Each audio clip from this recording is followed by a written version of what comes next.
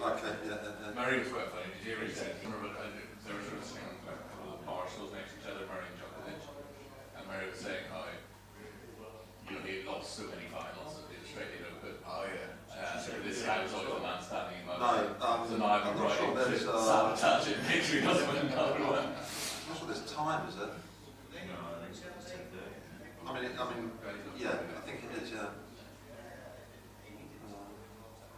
What a shame.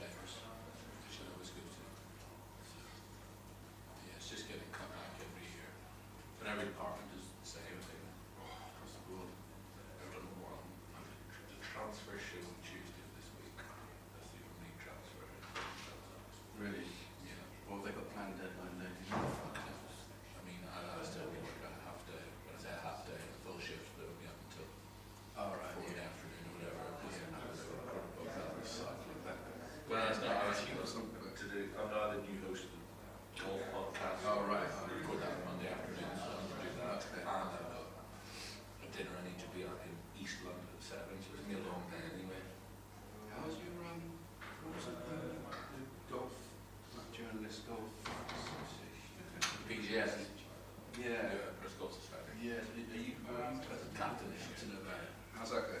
So that's the That's last year to interesting. be on the third. It's the first committee meeting of the year. Yeah, well, my captaincy, well, it started in November, but the first event then isn't until March.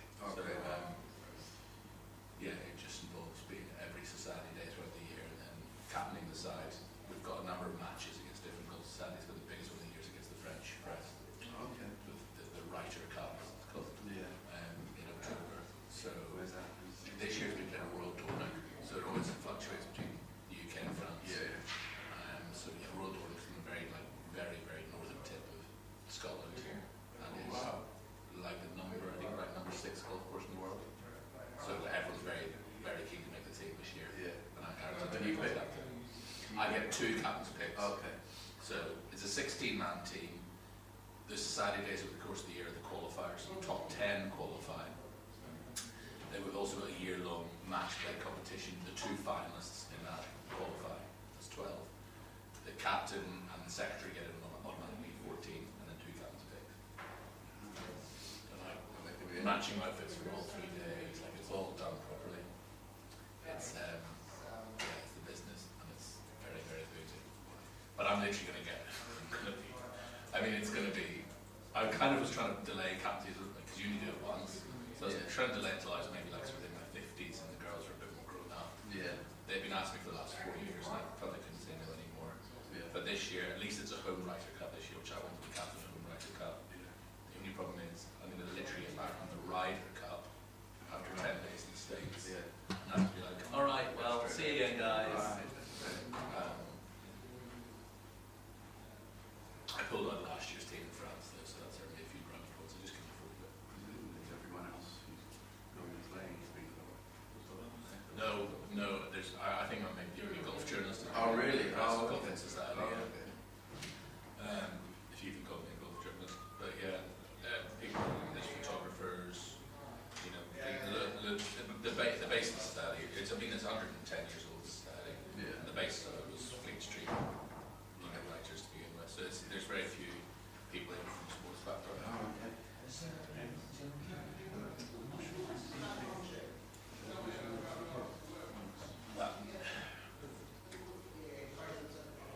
Yeah, not sure at the moment, just talking to Matt.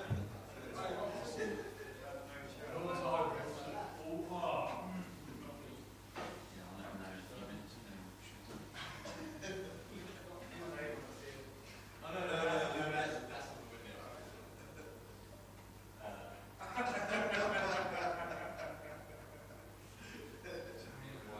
Cover 6 nations, I was doing. Yeah, in fact, Oh, really? Nice to see you. I think this week we've just been training in warm weather training, but Right. obviously next week they'll be attending. Yeah. So I imagine now they'll be doing all that. Then just not going to the actual game done. It just seems like. No, I think Ellie's not the runner. I've seen it. She's really there running in person. But it's kind of. I don't think it's like. I mean, even Gail, which was surprising. I think even Gail has an issue with it. It's like Ellie, she did sort of come from.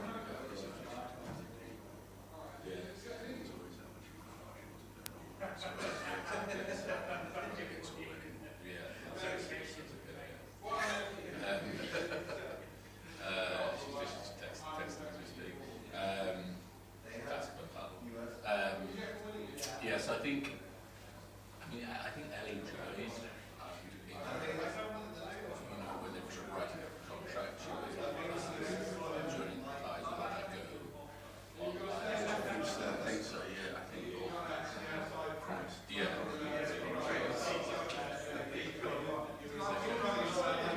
Yeah, that was one of the things. Grey's syndrome, making promises you can't actually keep. Yeah.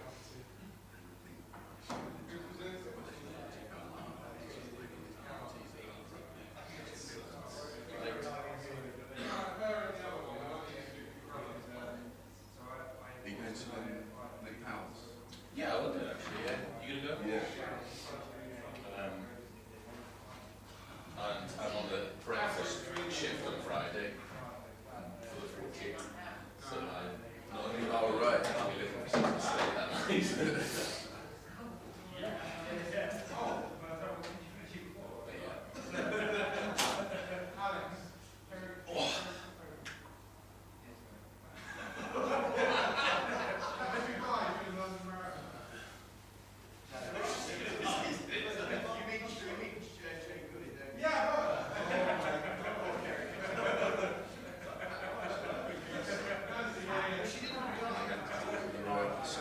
team last night. Tottenham were letting it slip. Particularly to be honest.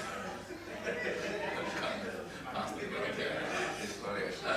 Yeah. I watched the United game last night with Rangers and equalised in the 89th minute. Yeah.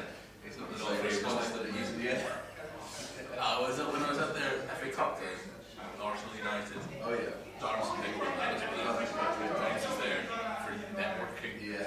So the two were in the press box, and that was great actually, because obviously I was really like to hear that as well.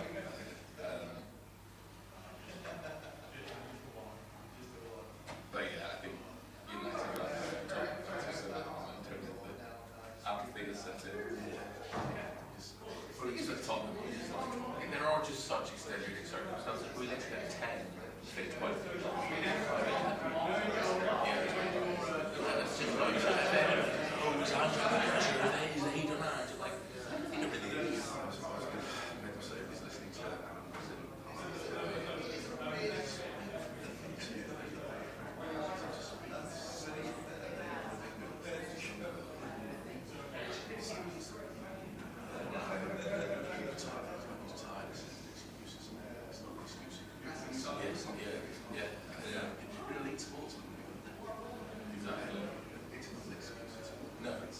It's a refact, yeah. And that is the fact, you know, the fact is that they've got 10 fit outfield players. The fit outfield players that they've got are all exhausted because they're playing 90 minutes twice a week. And that's not an excuse, but it is a reason to explain to them. Do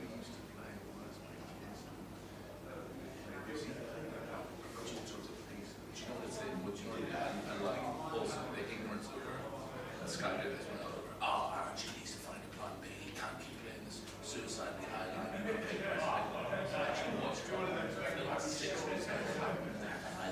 They'd be playing far more pragmatic. And you know what it is? I was listening to a Spurs podcast. They're like, it's basically xenophobia. It's basically because he's Australian. It's this. And Ange takes this his entire career. Yeah. It's like, well, he's not from a traditional footballing country, so he doesn't know what he's talking about. Here he is trying to come and, you know, pretend he knows about our game.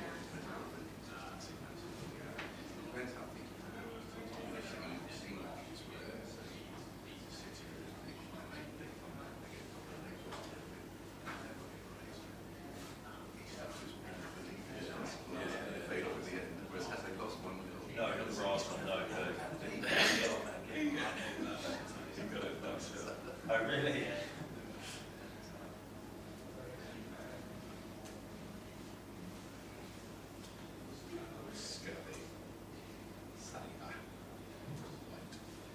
If you need 3 losses in the future, you're right.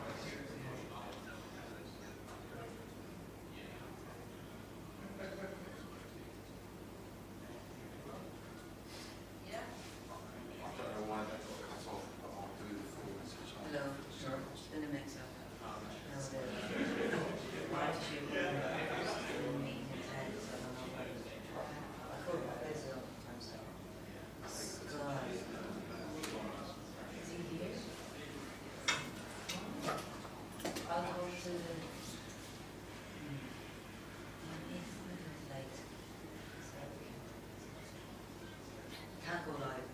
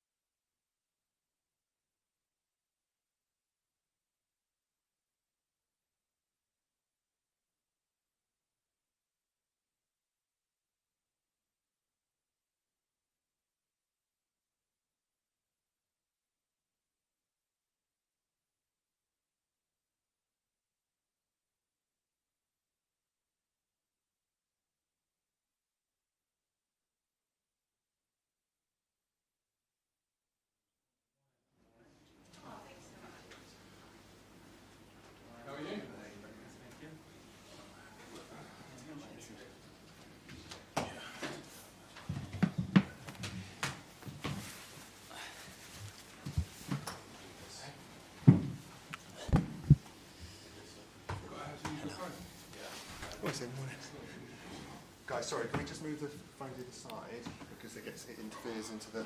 No, it just interferes with the microphone. Cheers, Dad. Thank you. No, it just interferes with the microphone. Thank you. Oh, I can't get. That's okay. Sorry about that. Morning, everyone. Hope everyone's well. If the camera's okay at the back, we'll kick off with the live section, then go into 10:30 tonight. So we'll go to Jamie from Sky. Thank you, Dan. Good morning, Mikel. Morning. I could just start by asking about some players potentially returning from injury. Yeah. Lewis, Skelly, Saliba, Ben White. Can you give us an update on those three? Yeah, with Miles, there is nothing serious on the scan, so it will be a matter of today have a meeting with the medical staff. We have a training session, whether it's too early or not, and with Willie, something similar as well. I think definitely be in for next week. This week, let's see how it goes. And Ben White Still not available, no. Not available, but potentially Saliba and Lewis, Skelly tomorrow. Yeah. Fantastic. Obviously, there's so much noise outside the club. Arsenal need to sign a forward. Arsenal need to sign a forward. And I know we sound like broken records when we ask you about that, but you clearly don't share that same sentiment. Do you think it is essential that you sign a forward, or would you be very happy with Sorry, I don't share what? the same sentiment that you have to sign a forward this month? Or do you? Have I ever said no to a striker? No, but you don't feel it's a necessity, do you? How do you say that? You do feel it's a necessity? I don't understand the question. I'm saying so many people outside the club seem to think that Arsenal have to sign a forward this month. So what is my opinion? Yes. That's what you're asking? Yes. Okay, my opinion is clear. We lost two very, very important players, Bukayo Saka and Gabi Jesus. So we lack goals, we lack people, we lack options in the front line. It's clear. Yes. Yeah. So do you think it's essential that you have to bring it forward then? If we can get the right player, that's what we are actively looking at it. Yeah. Any player, no. Someone that makes us better and has an impact in the team. It's clearly that for the period that we lost them, ideally, we need some help because we were very short already and we're even shorter. But the team still copes with that. But we have to do what is right for the club. If the window were to close and you hadn't brought in a forward option? That's an option because it doesn't depend on us. It doesn't depend just on Arsenal or Mikel or our will. It depends on the market and many other factors. And is there work going on at the moment? Have you identified targets? Yeah. Yeah. Obviously, you're limited by the fact that you can't bring in a domestic loan.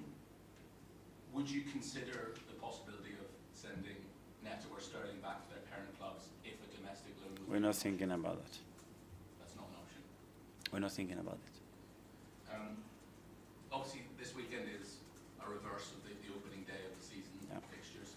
When you look at where Arsenal were there as opposed to where you are now, how do you think you've changed as a side since then? I think we are a much better size than at the start of the season. Much better. In what sense? In every sense, because we have, first of all, because we have evolved a lot as a team. We have some very important experiences. The way we have competed throughout the last 6-7 months with everything that happened is outstanding, I think. Okay, Roger from Premier League. Hi, Mikel. Just on a similar theme with that, I mean, you played Wolves at the start of the season. Different manager has come in since then. Do you relish that challenge of facing a new manager and somebody maybe don't? Well, he's been in now for a few weeks already, so we already know. I know Victor very well from previous clubs as well, and what his ideas are, and it's very clear how he sets the team. I think he had a really good impact in the team, and it will be a really tough match tomorrow because they are a really well-coached team, and especially there, they are a difficult side to beat. How do they differ under Pereira from the team that you faced at the start of the season under O'Neill? Have you noticed a difference in the short time he's been in charge? Well, in regards, first of all, to the structure and the organization that they use is different. There are certain very clear principles what they want to achieve with and without the ball, as well as certain players that they are in different moments. At the start of the season, they were in a certain moment. Now they're in a different moment as well. So everything, it's important.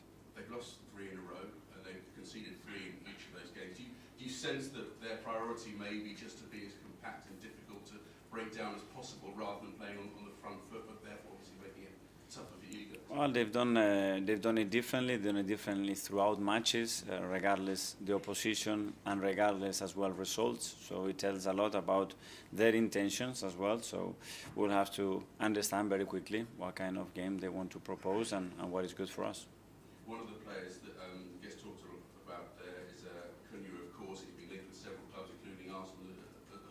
What is it about him? What threat does he pose? What sort of a danger would he be? Yeah, you know, I prefer not to talk about the individual. I talk about the collective qualities that they have, and they do have a lot. Recent games, the Cup game, the Aston Villa game, you have said that the team probably hasn't got what it's deserved. It's dominated matches, created chances. Is there a danger that sort of thinking can get to the players as well? They can think things aren't going our way, we're playing well, but we're not getting the results. That's a fact. That the thing is that we cannot feel sorry for ourselves. We have to design our hands, and there are certain elements, certain things, certain moments that we have to elevate those standards. So then those margins become huge, and they are a reflection of actually what happened on the pitch. Okay.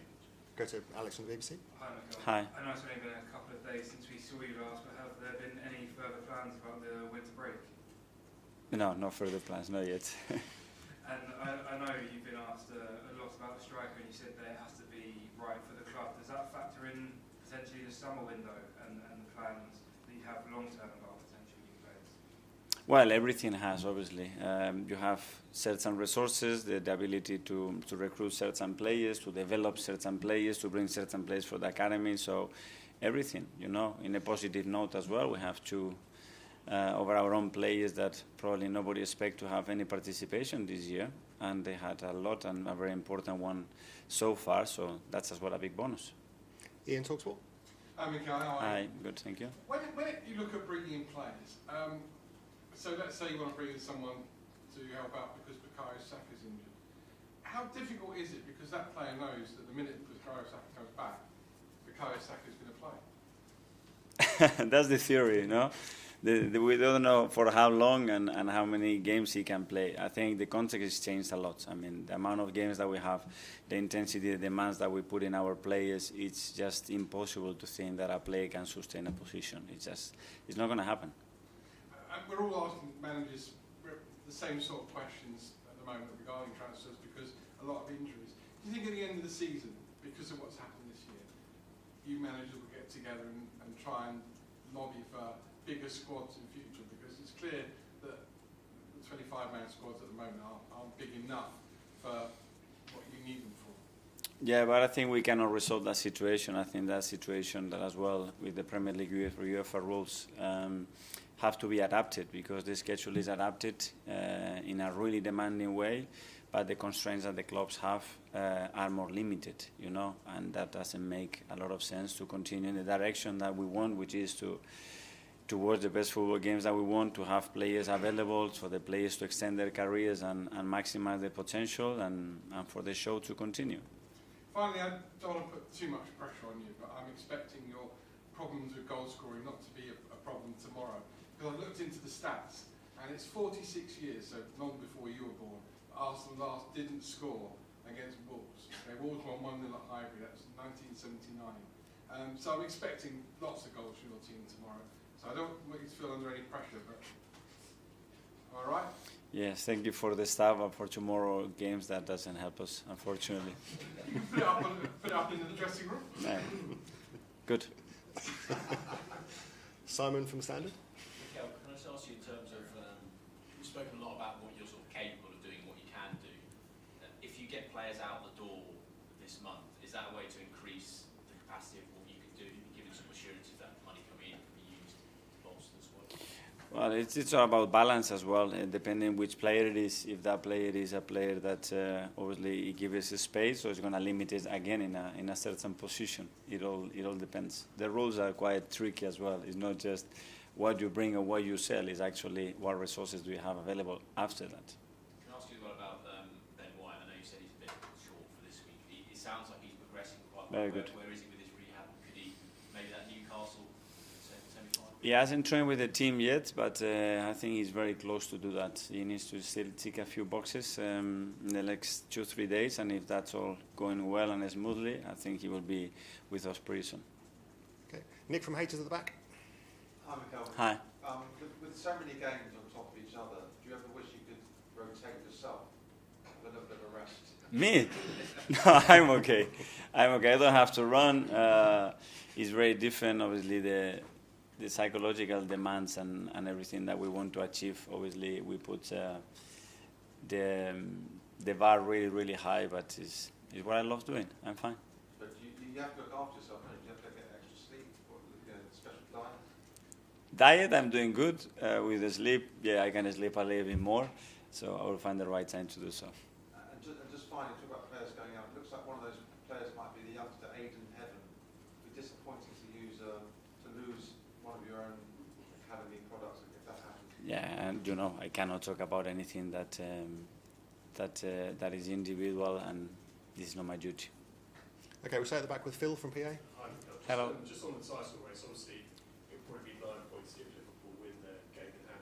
How realistic do you think it is that Arsenal can catch Liverpool? I know it's still a long way to go. I mean, the margins are really, really small. You could see how things could have gone last weekend, and the turning point are minimals, and the gap suddenly looks very different. We have to be at it. We have to do what is in our hands, and it's still a long, long way to go. Do you envisage at some stage they'll have a bit of a sticky patch, because obviously they've been pretty good so far, but most teams at some stage go through a bit of a difficult spell? They normally do, so we have to be there, that's for sure. Okay, Arteta. Hi, Mikel. Hi. A couple of Januaries ago when Leo and Jorginho came in, you kind of mentioned the squad was ready to absorb players with maybe a bit of an older age profile. I was just wondering, is that still the case, or has that changed in terms of what the squad can absorb in your opinion? Yes, it can, because I think you need to find the right chemistry and the right balance in the squad. And that goes with age, that goes with personalities, that goes with characters, that's what with different skill sets to adapt to very different demands that the game can throw at us. So I think the squad is in a good place. And just with Leo and Martinelli, actually, I think past week's probably been very good for both of them. Yeah. You a good headache. And with those two, I think they've probably brought a lot more threat to this side.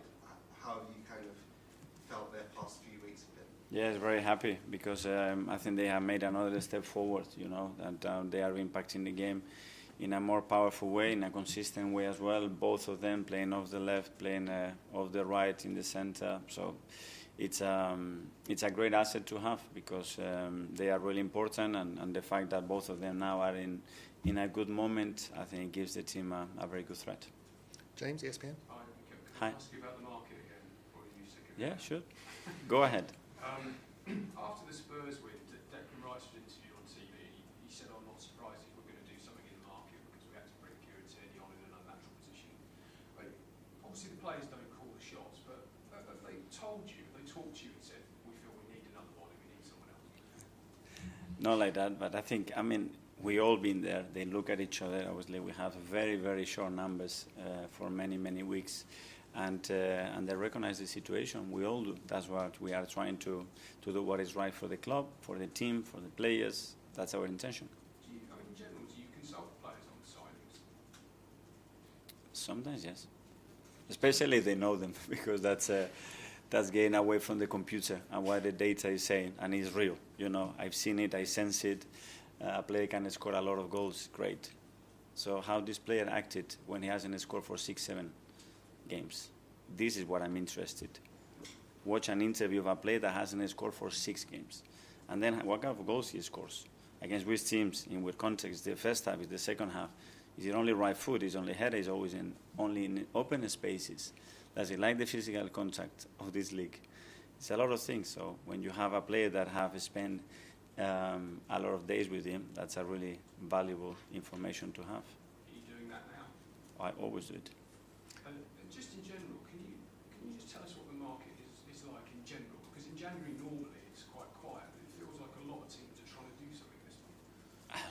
That's a question for Jason, honestly. That's not for me. I know that I'm with the team, and the one that is managing all this